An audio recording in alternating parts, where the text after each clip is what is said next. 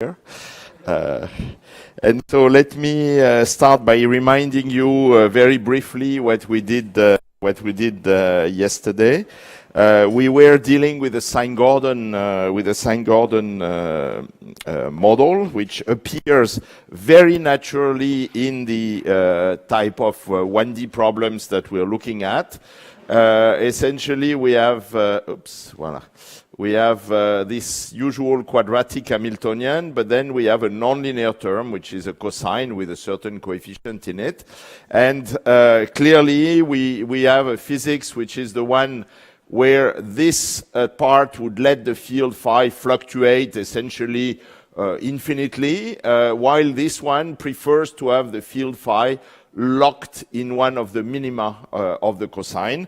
And what we saw yesterday is that there is a quantum phase transition, which we could determine by either renormalization or by essentially a variational technique. I didn't do the detail of the calculation, but that's something you can easily find in the reference that I gave you, where there is a quantum phase transition which will separate two regimes. One regime where the cosine is essentially an irrelevant perturbation. So if I start with an Hamiltonian with a coupling G, a value of K, and I look at the physics at larger and larger and larger length scales, or lower and lower and lower energies, then I flow to an Hamiltonian which has no cosine in it and a renormalized value of K.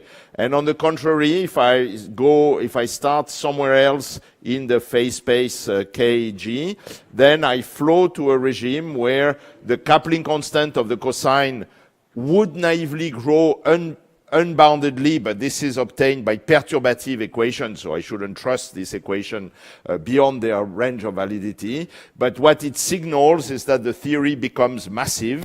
The cosine is pertinent, it's there, and then I have only small oscillations in one of the minima of the cosine, and therefore, I have a gap to the excitation spectrum, and physically we saw examples. It transformed, for example, a superfluid into an insulator. Okay, and so one last thing we need to check is what are the consequences of having such terms in the Hamiltonian. So actually, I could erase this part here and put a little 3. And I will call this section topological excitations. Why? Because whether the cosine is relevant or not relevant, it's present in the Hamiltonian, which means that if I want to classify a little bit the excitation of the field phi, I can clearly do it by looking at in which minimum of the cosine the field phi is at minus infinity and is at plus infinity. So most of the configurations, you could say, okay, I start at 0 here, I will go at 0 there, and then I fluctuate in the middle, I do a lot of things. But you could also imagine, why not, that you get an excitation where you start at 0 there, and then you go to 2 pi, or 2 pi divided by p, if I have a cosine p phi. Okay, here, if I do cosine p phi, here is 2 pi divided by p, and this excitation, of course, will a priori cost a certain energy because I've distorted my system, but at least at infinity, the energy cost is 0 because I'm still reasonably close to the minima of the cosine. And then the question is, to what object would this excitation correspond? So you see, I cannot do what I want. I cannot end up with phi in 0.7 here, because then the cosine would really kill me. I would be, for an extended size, I would be away from one of the minima. So you would say, okay, fine, this is probably an excitation that corresponds to adding a particle or whatever. And so let's try to examine what it means. And for that, I remind you that rho of x is equal to rho 0 minus 1 over pi grad phi. So essentially, you see that I could integrate rho of x from minus infinity to plus infinity, and I could say that rho of x minus rho 0, which is the variation of the charge in the system, dx, is equal to minus 1 over pi the integral from minus infinity to plus infinity of the gradient of phi, and this is simply minus 1 over pi, the value of phi at plus infinity minus the value of phi at minus infinity. So if I use this relation, I could say that if I look at such excitation where I start from one value of phi and I end up with another value of phi, it corresponds to adding a certain charge to the system. And now, usually, we know what it means. If I have an Hamiltonian which microscopically is made of objects, let's say bosons, each boson carries charge 1. So it's very clear that the only thing you should be able to do is to add this charge as integers. I can add 1 boson, 2 boson, 3 boson. And we all know this. I can sometime, because of interaction effect, have to add charge as a big packet. If you take an atom has a quantum number of charge which corresponds to the bound state of all the nucleons which are in the nucleus, let's say. And then if you add 1 more atom, you add, I don't know, 26 charges. But you can never take a proton and cut it in 2 and only say, I will add half a charge. Okay, so let's try here to see whether it's the case. And rather than working with charge, I will work with spins, simply because it's more easy to draw. So I'll consider a spin chain.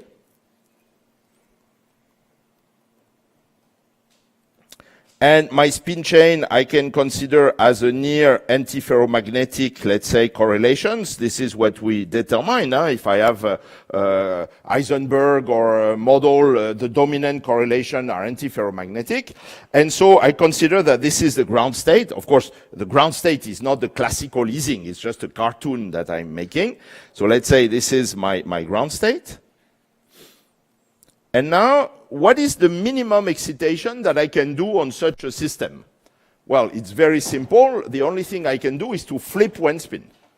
So I will say I have something here where I've flipped 1 spin. I will put it on a color which is different. Let's say I will do this. I've flipped 1 spin, and the rest of the chain is unchanged. Now, what is the quantum number, delta SZ, of such an excitation? I had a spin which was minus 1/2.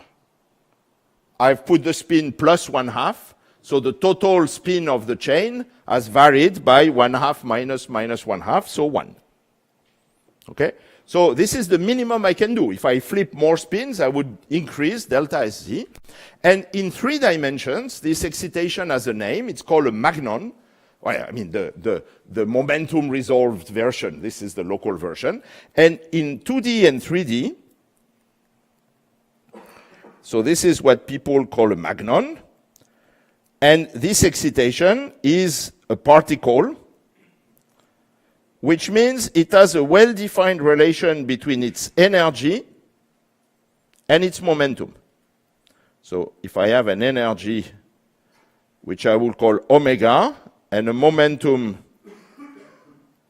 q, I have omega equal a certain function, epsilon of q, which is well defined. And that's what you call a particle. It's something where the energy is a uniquely defined function of its momentum.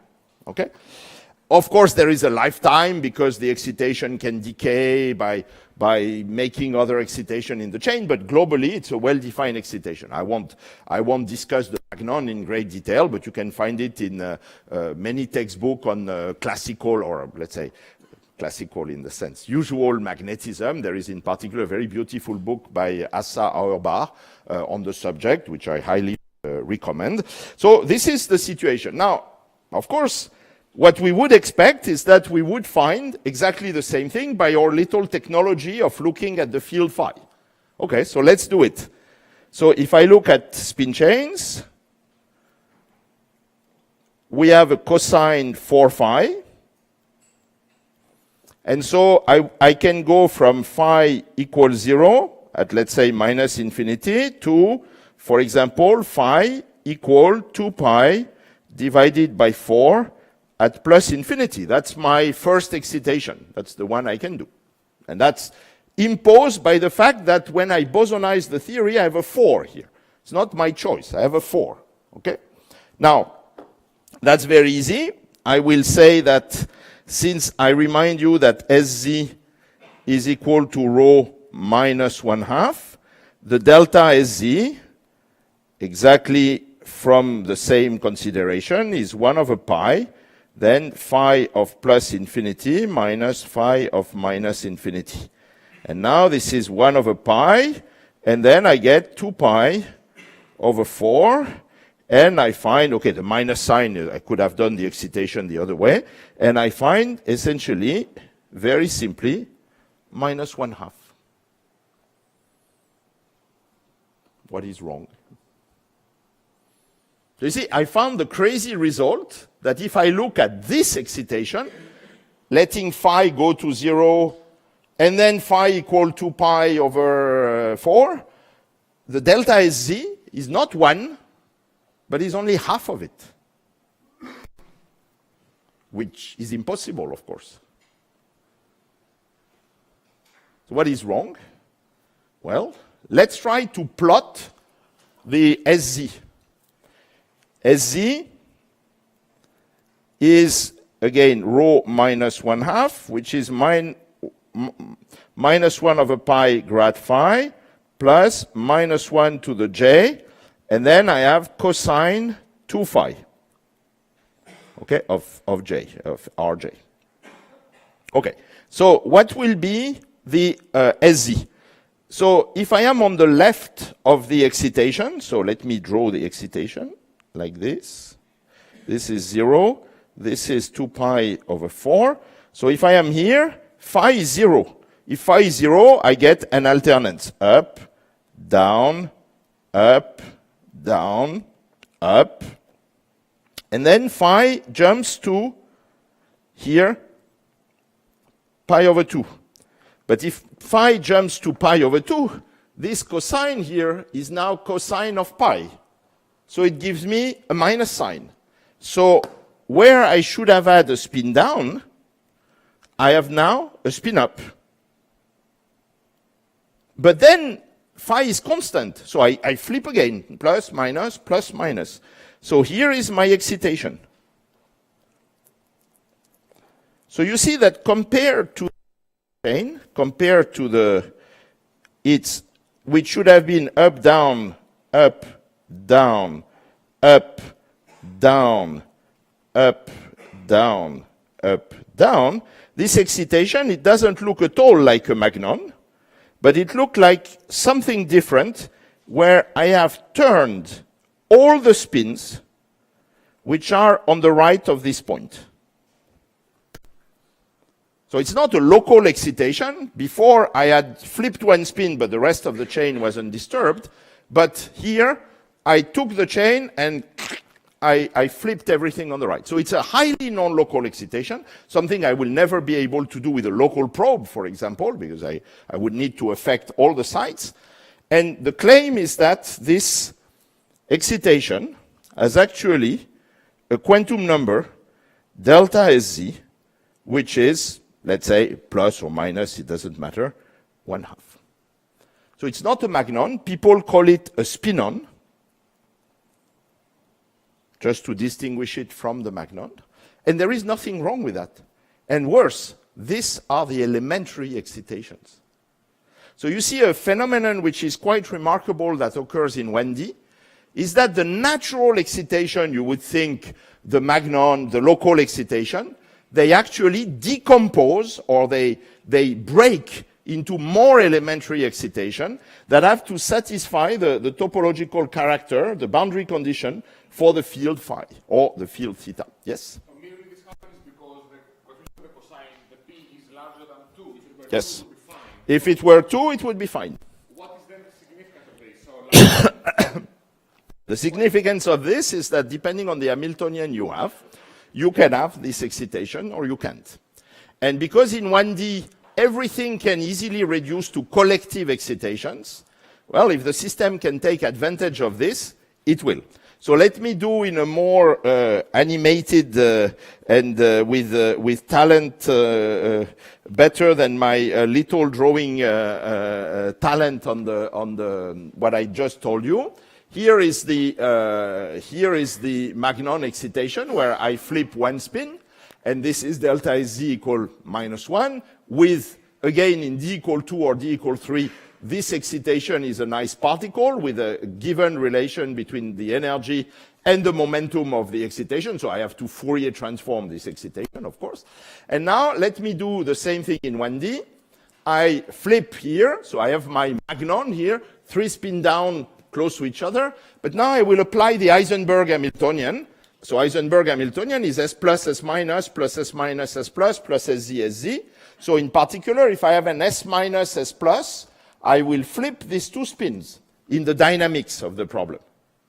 If I apply the Hamiltonian perturbatively, so let me flip these 2 spins, and then I do it again, I flip the 2 neighboring spins, and then I do it again on the right, I flip the neighboring spins, and now you see what happened after a while, after the system has evolved a little bit by application of the Hamiltonian, or if you prefer, exponential of IHT. This contains all powers of the Hamiltonian. You notice that here I have exactly the excitation I was talking about, the spin-on, where I get 2 spin down close to each other, and then the chain is turned here, and then I get a second spin-on here. So in a way, it's very nice. I started from an excitation of spin 1, and it has decomposed into 2 excitations of spin 1/2. Okay? Which tells you, by the way, that first, this is not a particle because it breaks into 2 other excitations. And so there will not be a nice relation between the energy of the object and the momentum of the object. It's an object which is made of 2 excitations which can perfectly go the way they like in the system. Okay?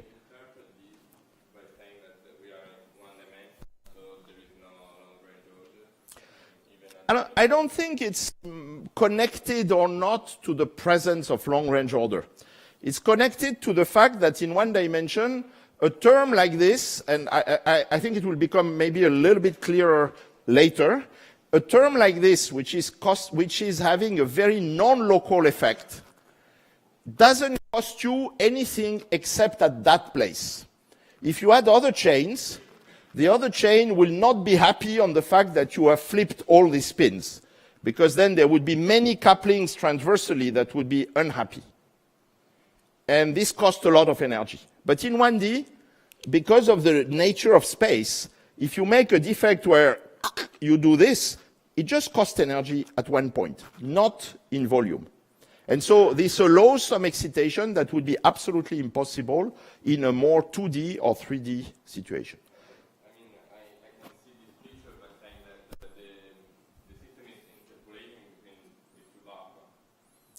Yes. Or you could say, I've created an excitation here where I start with a vacuum at 0, I've made a kink, I'm somewhere else, and then I've made another kink, and I go back to the vacuum. And again, if you create a physical excitation, you have to create these spin-ons in pairs, because otherwise you would create a non-local excitation, which is forbidden. But the main message is that the system will be able to separate these 2 spin-on arbitrarily. You see that this guy has been created here. These spin-ons move on the right. These spin-on move on the left, or reverse for you or me. And they can completely deconfine.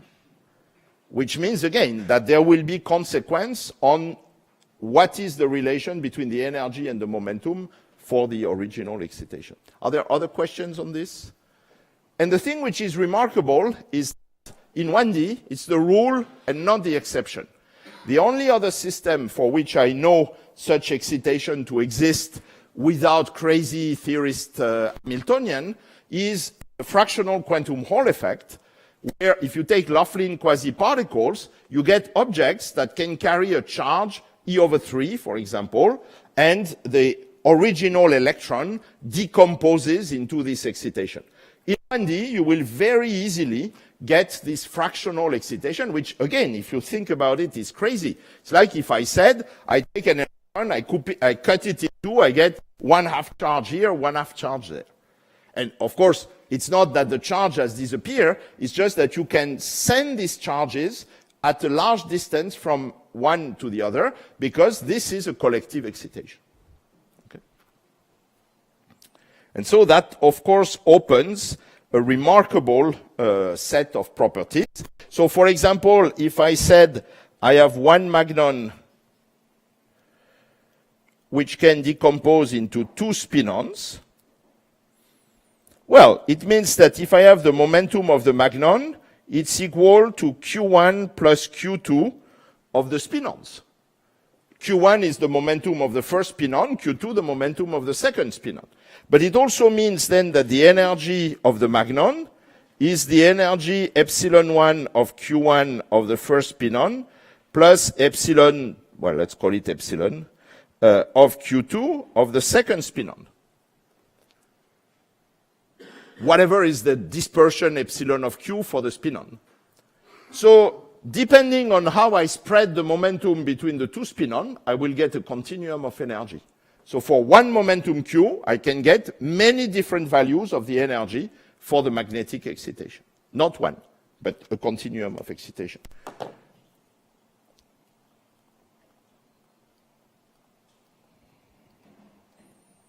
Okay, let's try to guess epsilon of Q. Of course, you can do serious calculation, but I will try to have you guess epsilon of Q.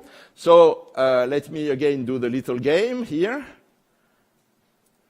Okay, you could say that here I get my spinon here. Now look at what happened when I flip. So, you know, if I have an object which moves on the lattice, the energy is cosine k. That's the tight binding energy. But look at what happens. The spinon is here. And now where is the spinon? It's here. And if I do it again, the spinon is here. I mean, the kink of the spinon is here. It moves by 2 lattice, 1. So it's cosine 2k. So cosine 2k. So it's a particle which moves not by 1 lattice spacing, but by 2 lattice spacing, which means the Brillouin zone is shorter. It's not minus pi over a, but it's pi over 2a, minus pi over 2a, pi over 2a, and so on. Okay, but it's essentially a cosine. And so if you use this, what you will get is, sorry, I said it's cosine 2k. It's still cosine k, but it's something where the Brillouin zone has been reduced. So here is the energy of the sum. And then if you look at the various possibilities, for example, if k is equal to 0, I need k1 equal minus k2. But then I can get everything I want between 0 and, let's say, pi. So this cosine can take any value between 0 and 2j. So I will get actually a form for the continuum of excitation, which is like this. So if the total momentum is 0, I can get any possible energy between 0 and 2. 0 would be when k1 and k2 are plus pi over 2 minus pi over 2. And 2 would be when k1 and k2 are are 0 and 0, for example. Okay? If you are here, you don't have much choice. If you are here, the only way you can produce it is k1 equal minus pi over 2, k2 equal minus pi over 2, and so on and so forth. So for the professional of Bethe-Ansatz, this has a name. It's called the Descloiseau and Pearson spectrum. And it was deduced from the exact solution of the Heisenberg chain long time before all these bosonization field theory methods. But you see that this has a meaning which goes way beyond the solution of a special model. And it's something that tells you that in 1D, it's very easy to deconfine the excitation into fractional excitation, which again is a little bit surprising, but is the case. So can one check this? Well, that's very easy. You do neutron scattering experiment on the spin chain. The neutron scattering experiment on the spin chain measure the spin-spin correlation function. So I will tell you what is measured in neutron scattering experiments. So in order to test, if you do neutron scattering, what do? You take a sample, you send neutron, you deflect them, so the excitation inside the system, so the neutron is a neutral object but which has a spin, and this interacts with the spins which are inside the material. No. Oh, that's interesting. Is it better? Yes. Okay. So it deflects, and then the neutron which is deflected, you measure the energy, and you measure its momentum. So you have an energy here, and you have a momentum, initial momentum. And the scattering cross-section, so the probability to deflect a particle in a given momentum and so on, is essentially given by the sum over the excited states of the system. So I'll assume you start in the ground state with the spin operator, let's say S plus, S alpha, where alpha is X, Y, or Z. The matrix elements which send you to an excited state, I will use Fermi golden rule, delta of the energy difference that you have measured plus the energy of the ground state minus the energy of the excited state. So this is standard Fermi golden rule, which says that if I try to flip a spin inside the system, or if I try to affect a spin into a system, I do it with a probability, which is given by the Fermi golden rule. And since I know the frequency, which is the difference of energy between the initial and final energy of the neutrons, I can directly plot this object. Now, this object, if you deconvolve all this, is directly connected to the Fourier transform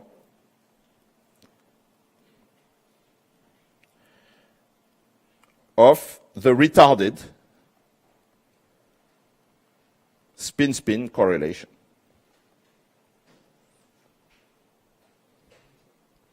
So I can define the spin-spin correlation, which I will call chi alpha beta of Q and omega, which is the Fourier transform over space and time of, exponential of IQR plus omega t, of the retarded correlation, which is minus I theta of t, average of the commutator of S alpha of R and T, S beta of 0, 0, taken with the system.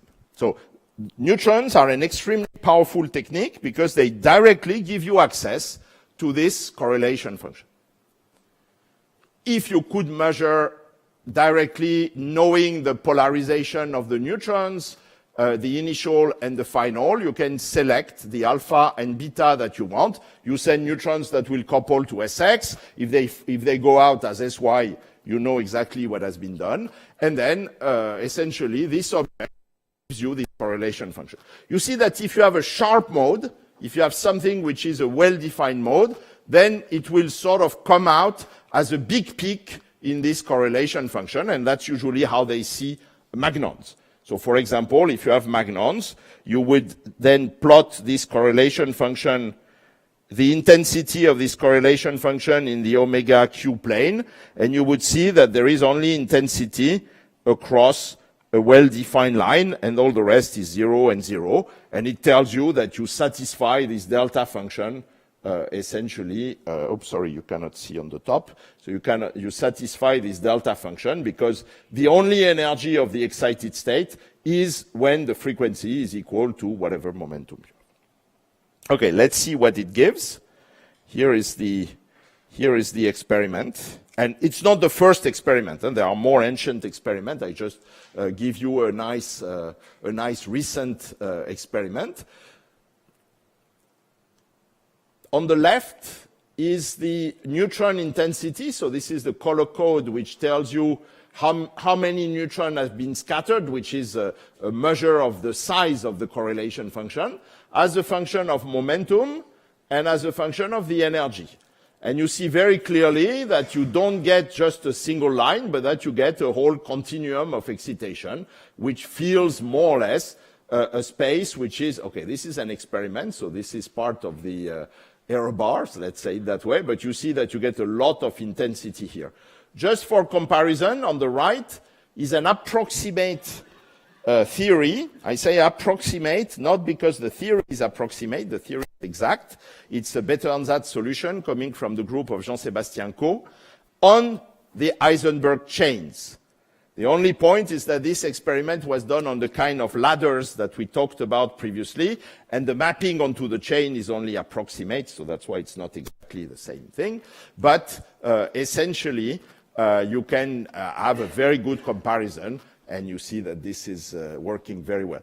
Just for information on what is possible now to do, this picture here is the full correlation function for the ladder, not computed analytically, but computed numerically out of the Giamarchi process.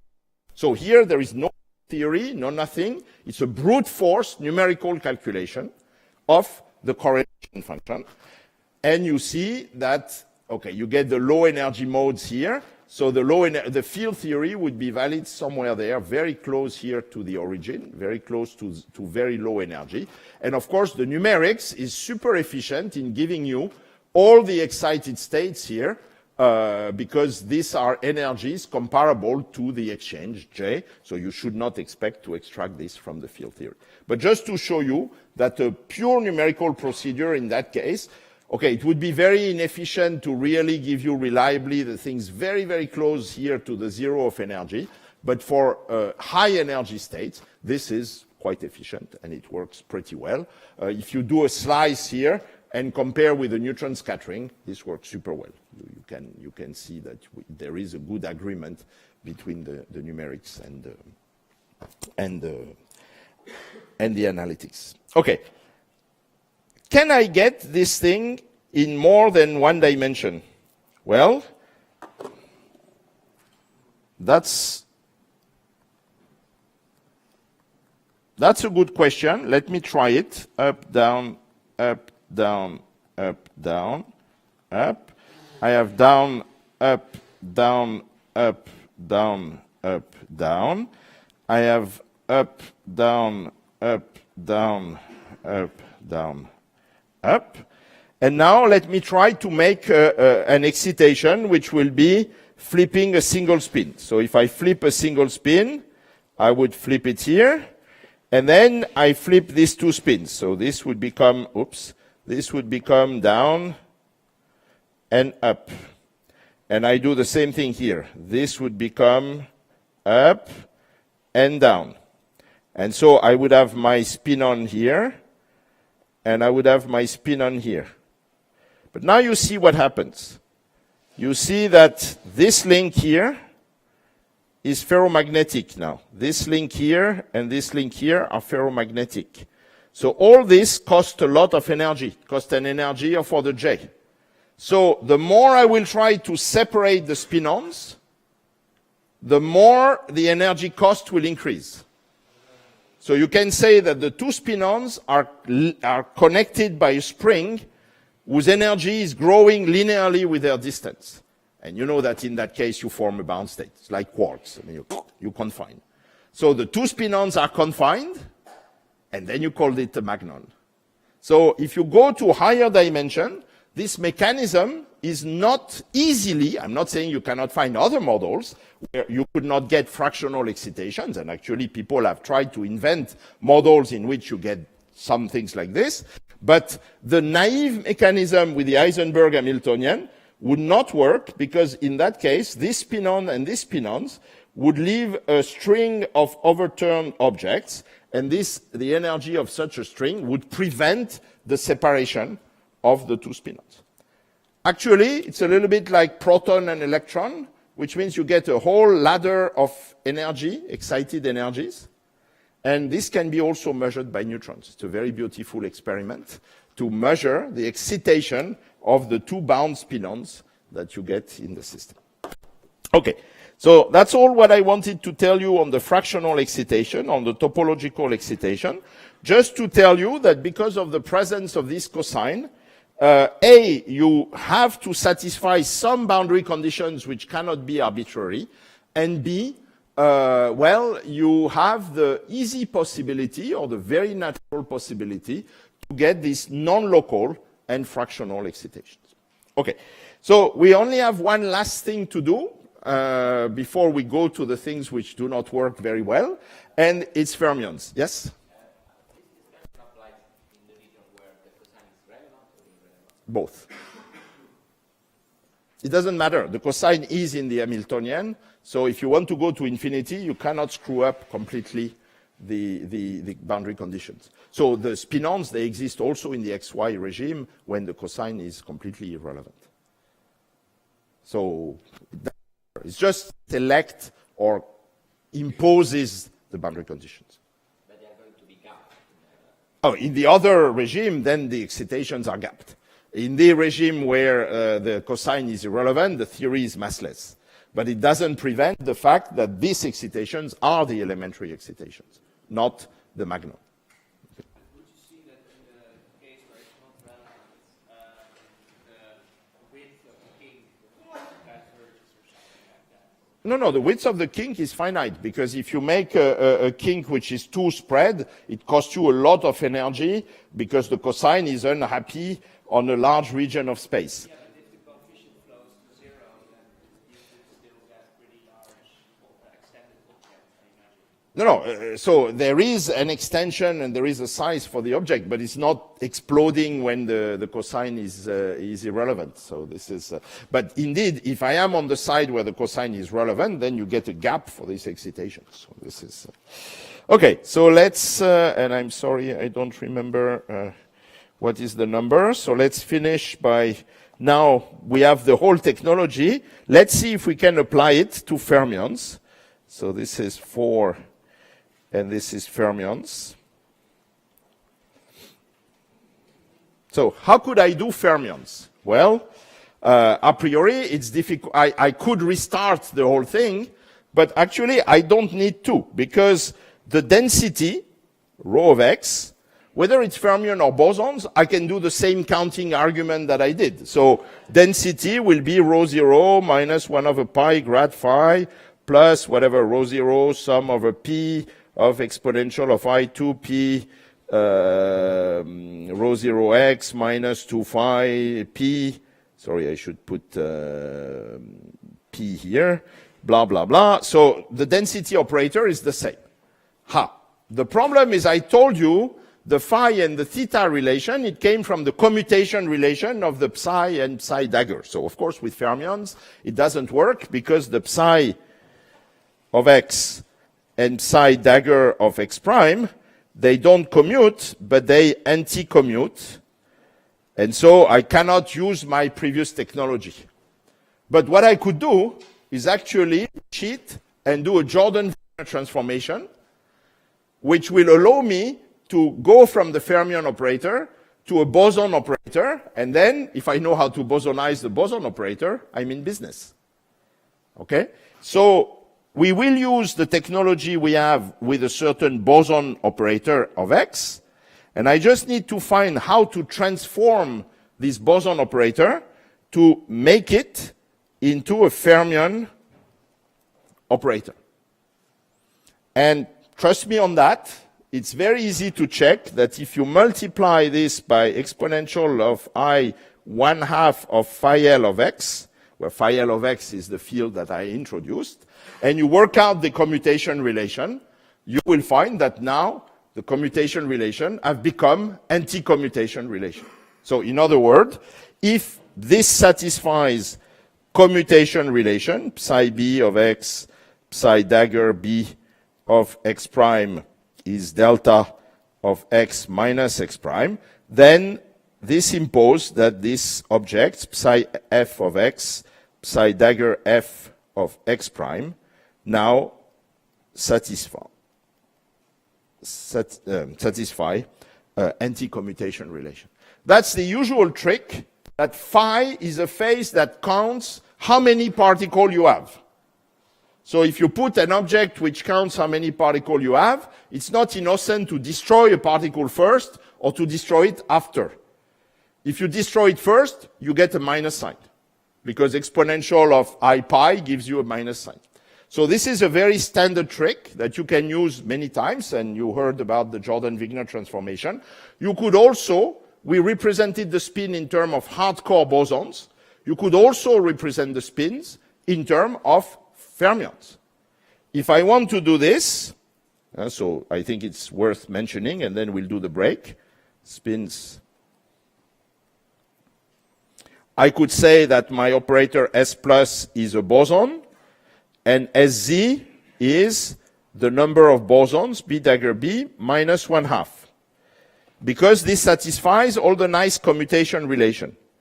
Now, if I wanted to do fermions, if I wanted to say that S plus is, let's call it F dagger, and if I wanted to say that Sz is F dagger F minus 1/2, a priori that would be fantastic. The space, the Hilbert space of spinless fermions is 0 or 1 on each side. So I don't even need to put a constraint. The problem is that on each side, the fermions anti-commute. That's okay. It will respect the thing. But on two different sides, the spin operator commute, the fermion operator anti-commute. So I need to cheat to make something that disappears on the same side, but which will ensure that I will get an extra minus sign factor if I look at spins on different sides. And in order to do that, you multiply here the fermion operator by exponential of I pi, sum over all the sides, so I don't know how to call them. If this is J, let's call this K, strictly smaller than J, of F dagger K, Fk. In other words, I'm multiplying this. So because it doesn't involve the same site here, these two objects commute with each other. You can put them before or after. It doesn't matter. And you see what happens. This counts how many particles you get on the left of side J. Now, if I apply the destruction operator here before, I would remove one particle, so I would get a factor exponential of I pi, and it would give me the minus sign that I need to transform the commutation relation in anti-commutation relation. So I don't need to reinvent a new bosonization formula, just take the one I had, but I multiply by exponential of 1/2 of phi L, which means the only thing that will change, because I remind you that we had that psi boson of X was something like sum over P of exponential of I 2P times pi rho 0 X minus phi of X. We had an exponential of I theta of X. And now I'm telling you I need to multiply, so let me write this far away, exponential of I theta of X. And now I'm telling you I need to multiply by exponential of 1/2 of phi L. 1/2 of phi L is exactly exponential of I pi rho 0 X minus phi of X. So here is my bosonization formula for the fermions. Now, it's not very pleasant. So let's examine cases. Before, I could have the term with P equals 0, and then only this term was surviving. Now you see that if I do P equals 0, I get this term. So, sorry, this is not psi boson, this is not psi fermion. So psi fermion of X is made of a term which is exponential of I pi rho 0 X minus phi of X, exponential of I theta of X. This is the term P equals 0. Plus, now what could I do? Of course, I could put P equal 1, then this would give me 3, blah, blah, blah. So I would get a large coefficient on the field phi. But I could put P equal minus 1. If I put P equal minus 1, then I get minus 2 here, plus 1. So I would get the coefficient exponential of minus I pi rho 0 X minus phi of X, exponential of I theta of X, plus higher harmonics.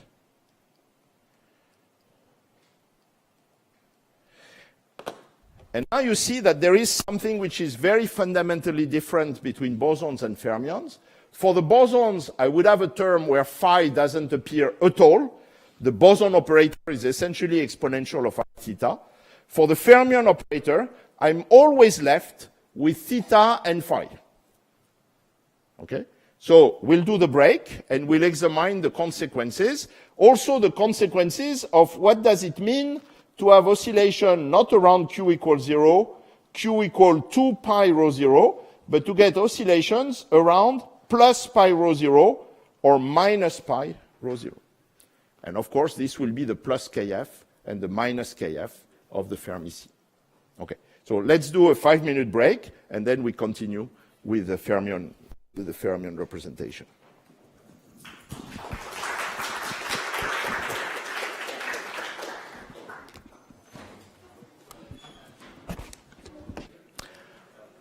Okay, the last straight line. So let's try to interpret the two terms we got.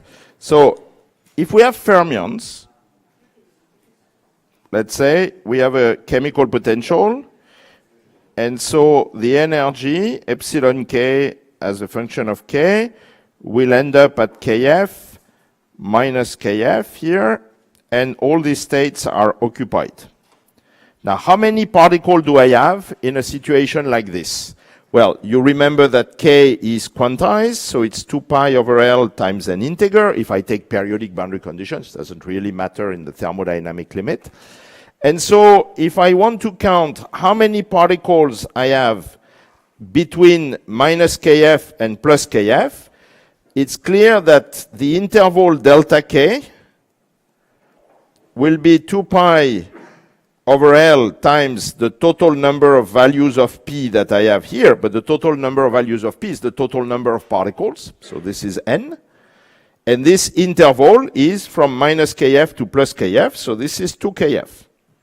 So if you do this, you find immediately that, I remove the 2, that pi N over L is the density, rho 0. So pi rho 0 is simply kf for fermions. So you see that what I've written is that my fermionic field can be written into a term which is exponential of I kfx times exponential of I minus phi of x plus theta of x plus exponential of minus I kfx exponential of I, and then I would have phi of x plus theta of x. What does it mean? It means that if I look at the particles which are around here, I could have written my fermionic field psi of x as the sum of a k of exponential of I kx c dagger k. And now, what are the low energy modes? Well, I get only 2 of them. I get the one with momenta close to plus kf, and the one with momenta close to minus kf. So I could decompose this into the sum of a k roughly equal to kf, exponential of I kx c dagger k, plus the sum over momenta close to minus kf, exponential of I kx c dagger k. And now if I put k equal kf plus q, this is equal to sum of a q close to 0, exponential of I kf plus q times x, c dagger kf plus q, plus sum of a q close to 0 of exponential of I minus kf plus q times x, c dagger minus kf plus q. And if you look at this, you clearly get a factor exponential of I kfx, and then you get a sum, which is a Fourier transform, but only with modes which are small, which are close to 0. And this is a field which will vary slowly at the scale of kf. And people call this, so you can rewrite it as a field in real space, and people say these are the right movers. These are the particles which have a momentum close to plus kf, and because I've extracted the oscillation exponential of IKF, it's a smooth field. It's a field that varies slowly. And in the same way, you will have exponential of minus IKF, And then you have a fermionic field. Sorry, there is no psi dagger here. I don't know why I put psi dagger. Doesn't matter. You will have psi L of x. So if you have fermions, you're immediately tempted to say, if I focus on the low energy modes, and if I put some cutoff here in the theory, I can more or less replace my spectrum by a linearized spectrum here. I would like to have a kind of Dirac spectrum, but then I get two types of particles. I get the right movers, the one which have momenta close to plus kf, and I have the left movers, the one which have momenta close to minus kf. And essentially, I could sort of replace this by, as I said, these two species of particle. Of course, I only focus at things which are around the point kf and minus kf, but at the end of the day, I just have now two species of particle instead of one, the one which are moving right and the one which are moving left. And you see that in bosonization, what we had is exactly this. The bosonization tells you that the operator, which is the right movers, is given by this expression, and that the operator, which is the left movers, the single particle operator of the left movers, is given by these expressions. So you have now the same dictionary than we had for bosons. Of course, there are the higher harmonics that I've not written. I mean, they are there. You need to take them into account potentially. But these are operators which will because they contain the least number of fields. You will notice also something which makes bosons, fermions extremely annoying. The operators contain both phi and theta. Forget any mean value. If you order phi, theta gets crazy. If you order theta, phi gets crazy. It means immediately that the average of a fermion operator is 0. Fermion operators don't have classical values. Boson operators do, but not fermions. So you find this theory here telling you that now you can decompose quite generally your fermion field into these right movers and left movers, and that essentially the formula to bosonize is exponential of ikfx psi right of x plus exponential of minus ikfx psi left of x, and that psi right left is essentially exponential of I minus or plus phi of x plus theta of x, plus all the higher harmonics that I'm not writing. So that's it. We have our dictionary. Let's try to use it. Let's solve the Hubbard model. Yeah. So, for bosons, we have a very similar one particle Yes. spectrum. Why does a similar picture not occur where you expand? So the main difference for bosons, if I can find it back, is that for bosons, when you look at this term here, it starts with the term p equals 0, which is essentially rho 0. So you have at least one part which doesn't contain phi at all. And then it will go to 2kf, 4kf, 6kf. For the fermions, the Jordan-Wigner transformation shifts things, and it's not 0, 2kf, 4kf, but it's kf, 3kf, and so on. And this reflects the fact that the boson wave function is totally symmetric, and the fermion wave function will be totally anti-symmetric. So free bosons, they all go to k equals 0. Free fermions, they feel everything between minus kf and plus kf. No. So isn't it rather that you are looking at the particle whole spectrum in the case of bosons? Yes, but if you look at the no, because for fermions you also look at the particle whole spectrum. Actually, if you want to identify the low energy excitations, I will get two types of excitations. Can do something like this, but I can of course do things like this, and that's exactly the same thing for bosons or fermions. But again, the single particle, the momentum distribution for fermions is a step function that ends at kf. For free particles, the momentum distribution for bosons is a delta function at k equals 0. So you immediately see that at the level of the single particle function, the two objects who have to satisfy the full symmetrization and the full anti-symmetrization, although they are free objects, they have another constraint to obey. And this other constraint gives you this difference in the operator description in terms of the bosons, in terms of the fermion. Now, what I think you have in mind is that at the end they are not that different. And as you will see on the Hamiltonian, you're perfectly correct, but not at the level of individual particles. At the level of the Hamiltonian, to say it short, fermions plus attraction will be very much like bosons with repulsion. And you see it for the tonks.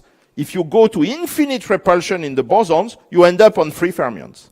If I take fermions and I put an attraction, it will be a little bit like the same properties than I would have gotten from the boson, but not for the single particle correlations. For the density, yes. For the current, yes.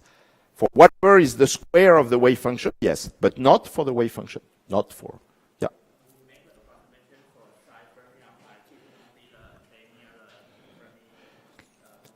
Okay, so when I do the bosonization formula, I do an approximation. If I keep all the harmonics.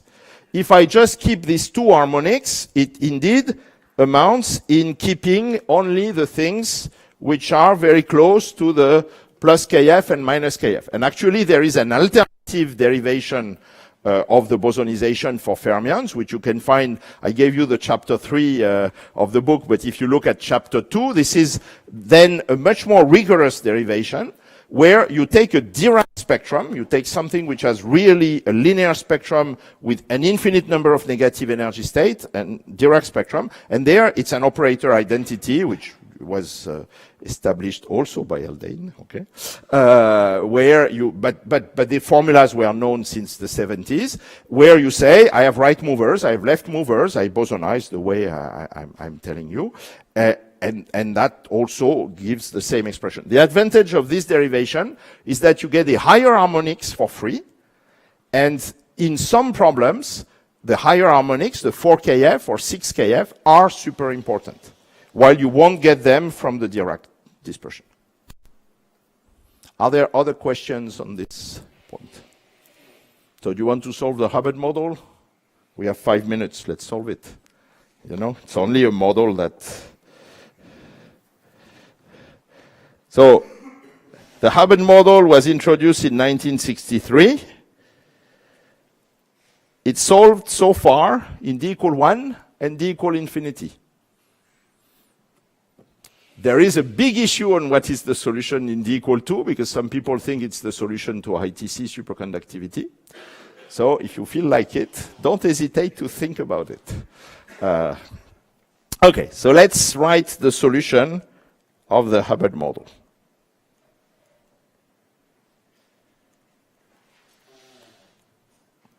So first, I'm reminding you what this is. So I have my particle hopping on the lattice. So epsilon k is minus 2t cosine k. And then I have the repulsion, which involves particle on opposite spins. And I'll not put a chemical potential, I'll fix the number of particles. Now, you would say, oh, but now I have spin. What should I do? Well, that's easy. You introduce a bosonic field for the spin up, you introduce a bosonic field for the spin down. So you can bosonize separately species up and species down. So I will introduce a phi up, a theta up, a phi down, a theta down, and all these fields commute because it's 2 different species. Okay? Now, the kinetic energy, I don't need to redo it. It's kinetic energy. We know how to bosonize it. So, in terms of the bosons, we will have our quadratic Hamiltonian. Sum over dx of uk pi square up plus u over k grad phi square up. And then we have the same thing with what I would call h0 down. But you would tell, but now what should I put as a value of u, and what should I put as a value of k? So, would you have a guess?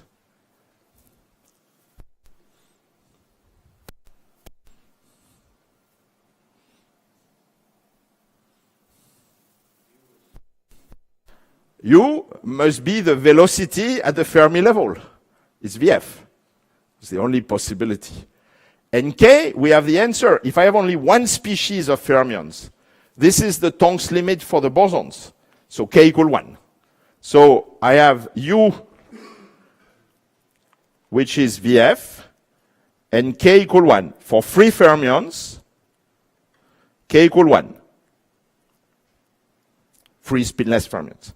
VF is the derivative of the energy curve, which I have. But now I have to write the term, which is U sum over J of rho up, rho down. So I use the bosonization formula. So I will write that rho up is rho 0 minus 1 over pi grad phi up plus rho 0 exponential of I 2kfx minus 2 phi up of x plus Hermitian conjugate times the same thing, rho 0 minus 1 over pi. Okay, let me remove the rho 0. I do the variation of density. It doesn't matter.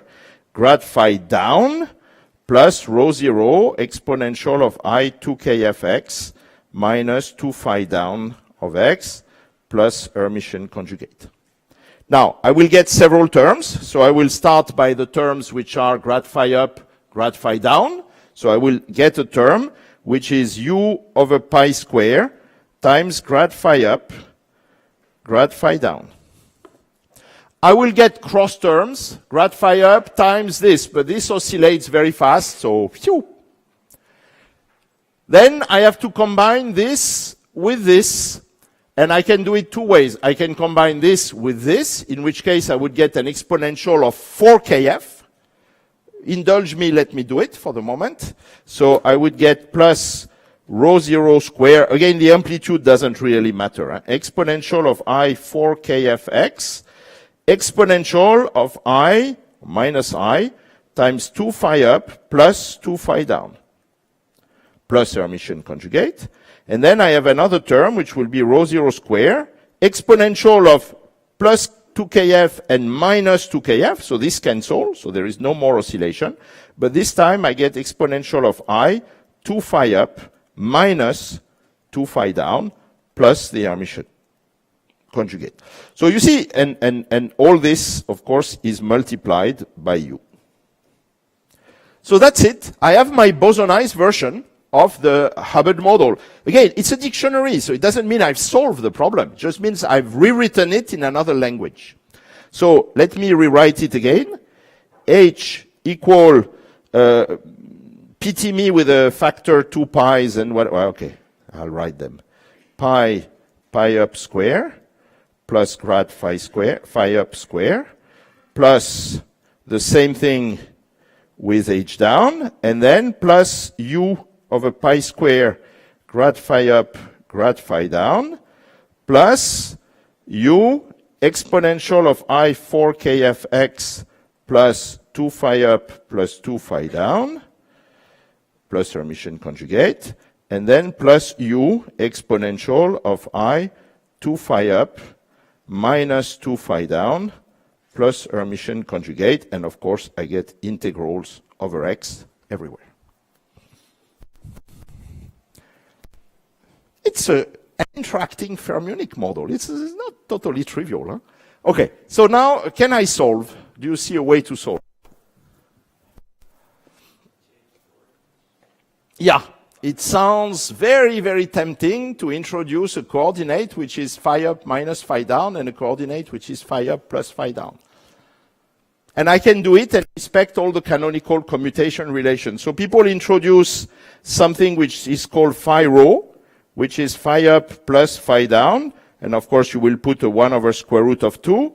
You will introduce a phi sigma, which is phi up minus phi down, times 1 over square root of 2. And of course, you will introduce the corresponding theta variable, theta up plus theta down, and theta sigma equal 1 over square root of 2, theta up minus theta down. Okay. You can check that the phi rho and whatever grad theta rho, blah, blah, blah, have also the canonical commutation relation. It's a rotation, essentially. Yeah? There's a pi, whatever, 1 over pi or something like this. Okay. But now the Hamiltonian decouples very nicely.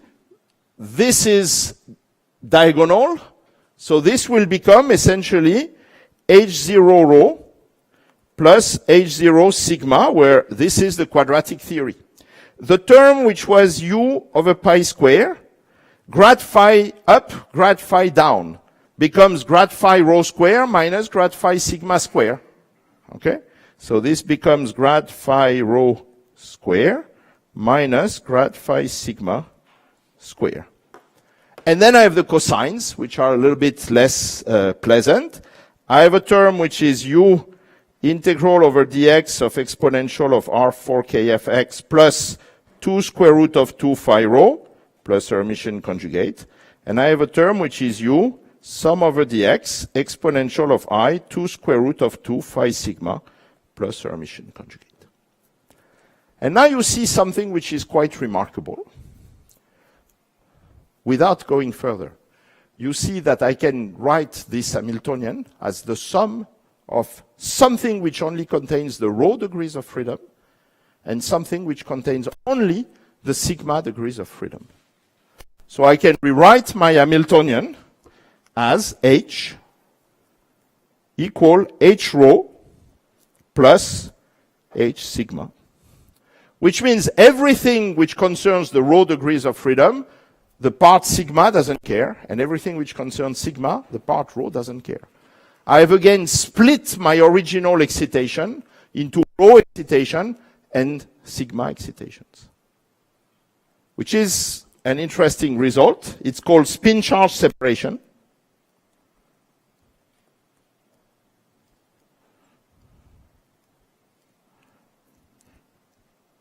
And it tells you that you can decouple, again, within the field theory, the Hilbert space into a sector which only contains charge and a sector which only concern spins. So let me try to show you what it means, again, in terms of my little cartoon, the same type of cartoon that I showed you with the spin-on. Well, imagine that you have a system in 1D like this, and you remove one particle. When you remove one particle, you would remove normally a charge and a spin. So this is what I do here. I erase one particle. But again, I let the thing evolve, so I flip the spins. And then after a while, you see the spin excitations have moved, and I have a region of space where I have two spin down, so this is our spin on. We're very happy with an overturned chain here, but there is no charge missing here. So my excitation is an excitation which contains no charge. And inversely, I will move here by saying I have kinetic energy, the particle can hop. I would go to a place where essentially I would get a region where I get down, up, down, up, down, up. So the spin excitation well ordered as before, but there is a charge missing. So my electron, which contains charge and spin, has fractionalized into an excitation which only contains the spin, which we call already the spin-on, and an excitation which only contains the charge, which people call the Hall-on, which might not be the best name, but okay, which is what it is.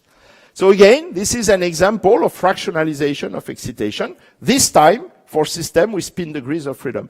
And the same way, if you try to do this in 2D, and you try to have the things deconfining in the same way, you see that every time you will make overturn links. So the spin-on and the Hall-on are confined in higher dimension unless you have a very specific model. And if they are confined, they form a bound state, and the bound state, you continue to call it an electron or a lambda quasi-particle. So, but in 1D, the spin-on and the Hall-on can deconfine and go wherever they want. And of course, this has important consequences. Okay. We are nearly there for the solution.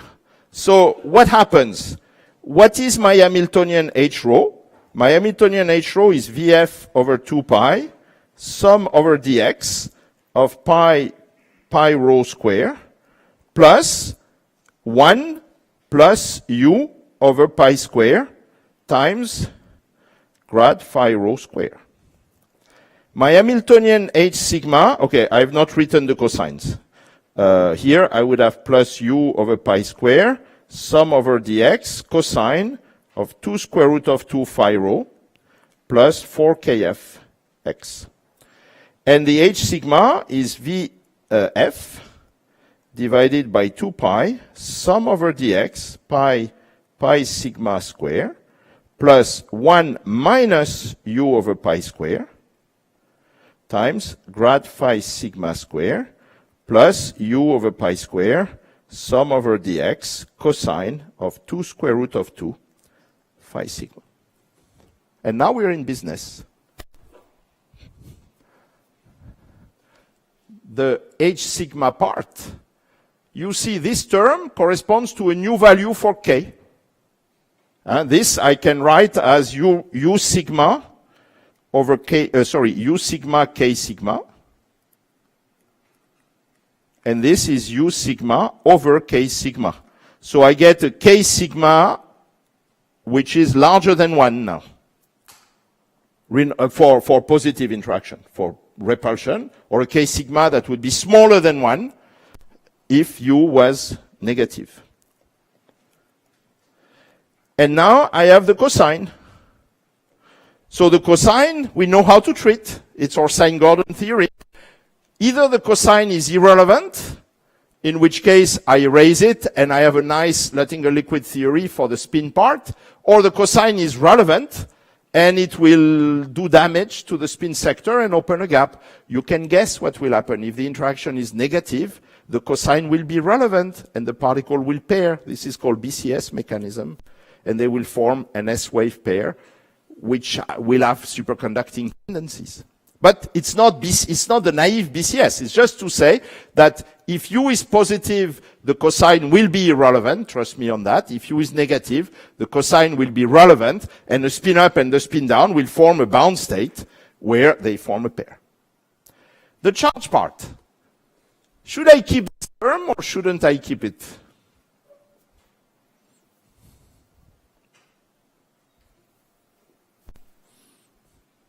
Normally, you should say, hey, it oscillates. You throw away everything that oscillates. So why do you keep it? So if I throw it away, by the way, I've finished. Because if I throw it away, the charge part is, again, a Luttinger liquid with a new value of k.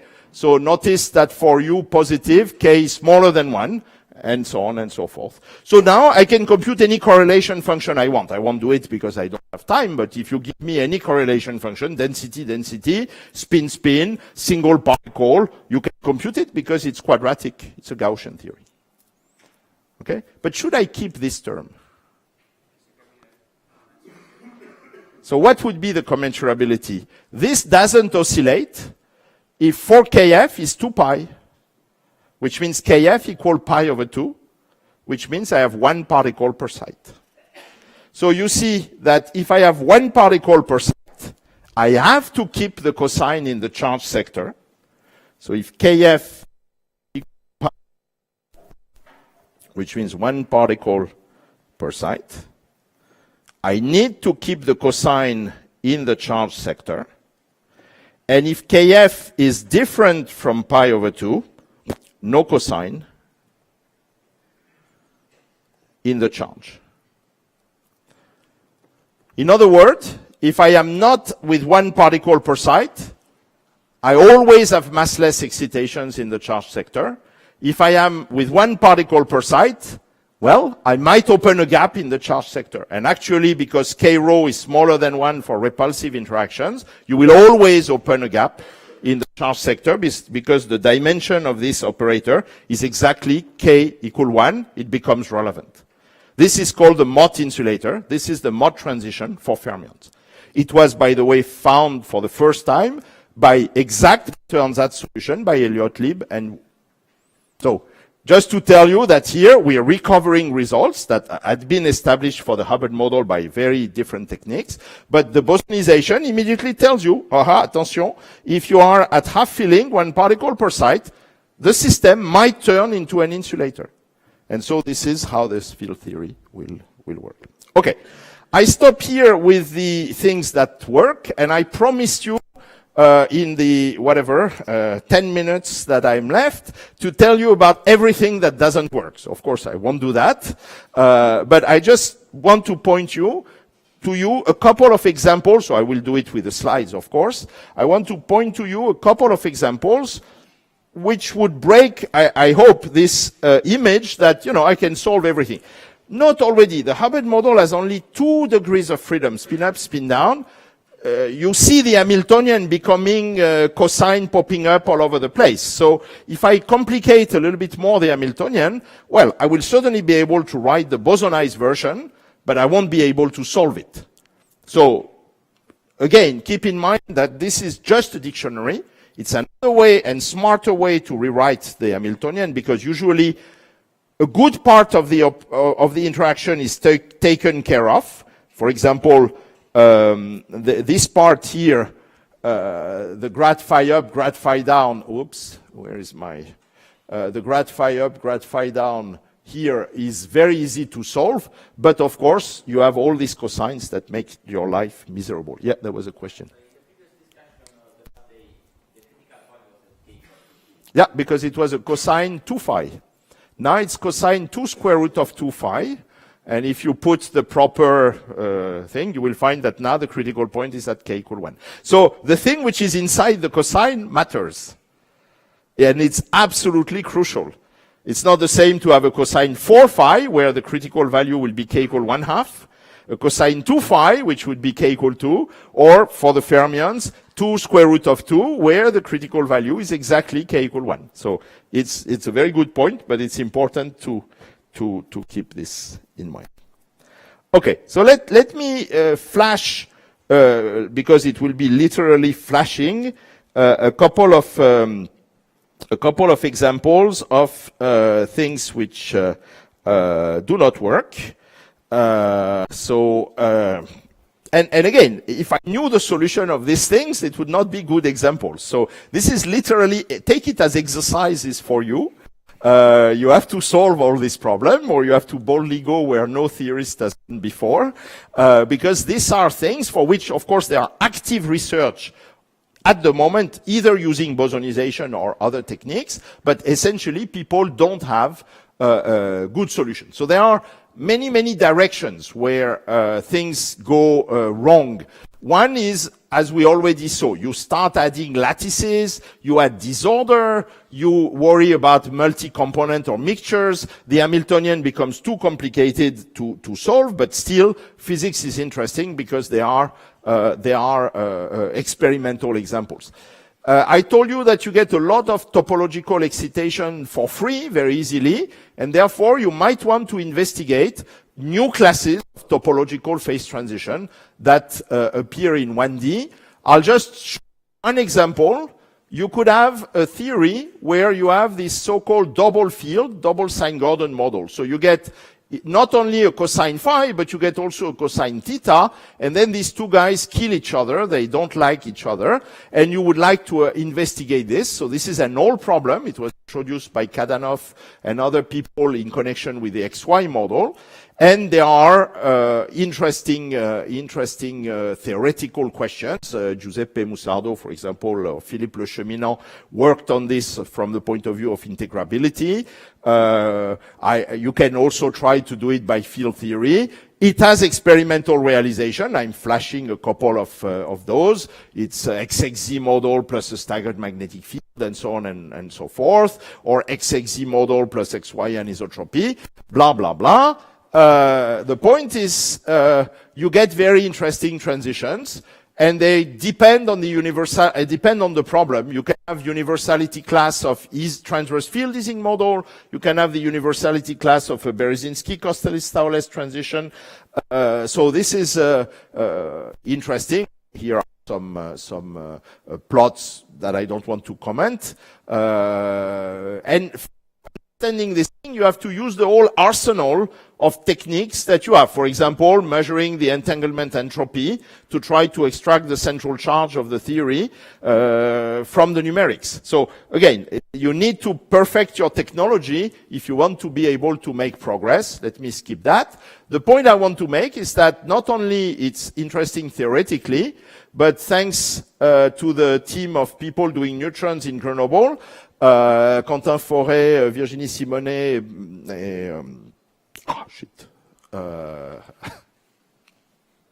it will come back. I'm really bad. It will come back. She will kill me when she sees the video. You will have to edit this part. You can measure it on a material which is called Bakovo. Béatrice Grenier. Sorry about the name. Sometimes I have problem to come. So the last person is Béatrice Grenier. This you can measure directly on an experimental material which is called Bakovo, and you can see what are the neutron spectra that are measured on Bakovo. So that's, I don't want to go into detail on that, just to say this is a general class of problem which is extremely difficult and on which very little progress are really made yet. Disorder. Take your nice 1D system and now put disorder on it. And you transform a nice solvable problem into a nice unsolvable problem. And this is connected to Anderson localization, the fact that disorder localizes waves. And this is something that has been measured in cold atoms. And I'll just flash one experiment, which was done here in Florence by the group of Lenz, where they had tubes in which they were putting, let's call it a disordered potential. And they were able to measure, for example, the phase diagram of disordered bosons as a function of the strength of the interaction and as a function of the strength of the disorder. And how to interpret theoretically this type of thing is something which is highly interesting. I'm sure you heard about the issues of what people call many-body localization, which is the out-of-equilibrium version of what I'm telling you. You take a system, you put disorder, and you wonder if such a system is able to relax to an equilibrium fixed point. And this is not obvious. There are discussions on this, whether the system will thermalize, whether because of the disorder it's unable to thermalize, and so on and so forth. You can worry about putting gauge fields on the problem. There are old works that we did together with Edmond Rignac, where you take a ladder. Remember, we looked at a nice ladder for the spins, but I can do it for bosons. You can put a magnetic field and wonder what are the various phases that you will get. And again, let me skip that, not this one. Just to say, recently, again, cold atoms provide fantastic experimental systems. These are experiments which have been done in the group of Immanuel Bloch in Munich, where they did realize a bosonic ladder, put an artificial magnetic field, and try to look at what are the phases which are produced. It's a highly non-trivial problem. So for the two-leg ladder, we know the solution now. But if you start increasing the size of the ladder, everything goes bananas. It has very nice theoretical things. You get Deville's staircase. You get a lot of things which are very nice. Okay, let me skip that. Pumping and so on. I don't have time to describe. A very simple question. What is the Hall effect? Take a ladder like this, put a magnetic field, pass a current in the ladder, and then ask yourself, what is the Lorentz force doing? Normally, it should deviate particle more here than there. So if you measure the imbalance between the top and the bottom leg, you should have what people know as the Hall effect. You know, I pass a current like this, I measure the voltage in the perpendicular direction. That's the clean version of the Hall effect. This is not theory, this is experiment, again done in Florence, here in the group of Falani. And there is no explanation. Okay, this was for free fermions, so this one has reasonable explanation. But quite generally, if you put interactions, this is a very open problem. So the border, if you want, I think you get my drift. The border is not to say I need to solve a simple, single component, 1D problem. This is beaten to death, either numerically or by exact solution or by field theory. But as soon as you will start coupling 2 or 3 of these objects, as soon as you will start worrying about putting perturbations like disorder, magnetic field, and so on, the game is completely open. So we have a good stepping stone on which we can build, which is the bosonization or the field theory or the exact solution or the numerics. But all these problems that I'm giving you lead to things which are really at the edge of what we're able to do technologically, either by numerical method or analytical method. Let me skip this. And essentially, the problem are yet untractable. One part on which I will say nothing, but I want to emphasize extremely strongly that this is a direction which is largely open. Take all what I said in equilibrium and now put them out of equilibrium. You heard in the talk of Jérôme, let's do a quench. I put particles only on half the system, and then I want to know how it moves, how it expands, how it changes. And this is a totally open game. It's not even obvious that field theory could be a good starting point for that, because if you do a total quench, you're exciting up to very high energy in the system. But even if you say field theory will work and I'm happy and whatever, doing field theory out of equilibrium, it's an interesting game. And there are, of course, many studies which have been made, but largely the system, let me skip that, the system is, the question is open. Even for very simple question, like I have a gas of bosons, the blue particles, and let me create one single impurity, one single red particle, and I just want to know how this red particle is moving in this gas of blue bosons. So not complicated things where I put many particles on half of the system or whatever. I have my nice bosons, and then I put one extra particle, and I just want to follow extra particle.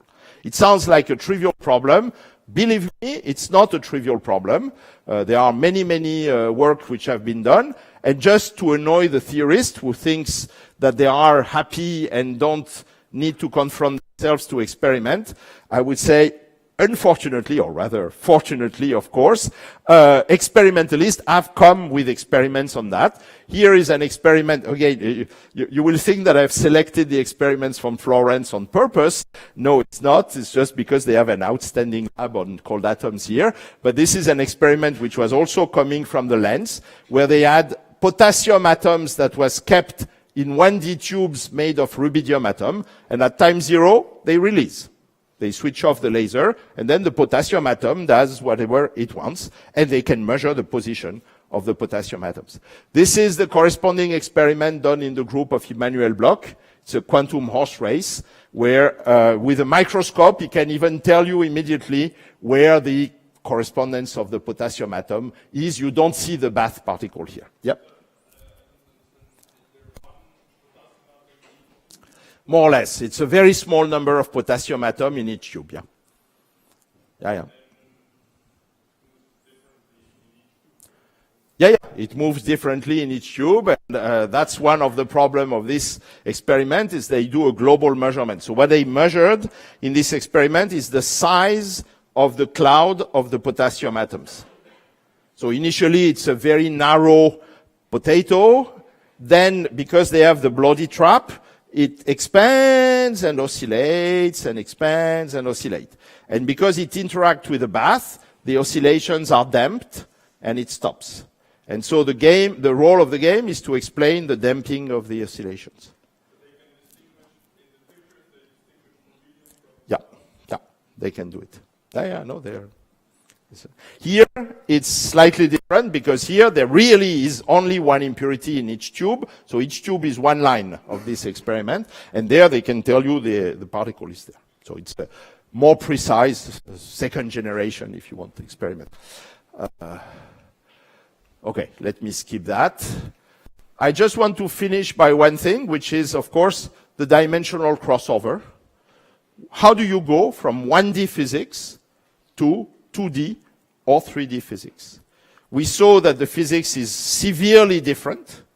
We saw, for example, that there is deconfinement in 1D, but I told you, oh, you put the other chains and they stay confined. But if the coupling to the other chain is weak, it will be weakly confined. So you could ask yourself, how do I go from all this physics of collective excitations to the more maybe conventional physics of the 2D or the 3D materials? And this is, of course, a problem which is heavily important in many situations, like you have a wire which is coupled to a 2D world because the particle can tunnel in the 2D world and then come back. Because you send microwaves on the system, you excite from a noise coming from the outside, or simply because you have to face a material in which there are many 1D chains. And I showed you this, telling you this is the oldest 1D system in the world. Well, actually, it's not a 1D system because the particle can hop from one chain to the next. And here is the real phase diagram of these materials as a function of the temperature and the pressure which is applied. And lo and behold, these materials have extremely weird phase, in particular a superconducting phase that nobody understands. So if you want to explain this type of things, you have not to confine yourself to the study of the 1D structure of this chain, but to understand what will happen when the material will go from the 1D regime, which is here, to the more 2D or 3D regime, which is there. And you cannot start from a plain vanilla 2D or 3D system. So you have to worry about it. So again, the frontier is by coupling 1D systems, either to the external world, either to more complicated fields, gauge fields, and so on, or setting them out of equilibrium. And on that, I would say the field is completely open. Okay, let me skip that. The field is completely open, so I'll put the conclusions which are not really... the field is completely open, and I to conclude by one of my favorite cartoon, which says that, so for me, the world of 1D is a little bit like snow, if you want. It's a magical world, and it's definitely worth exploring. And on that, I stop, and I thank you for your attention.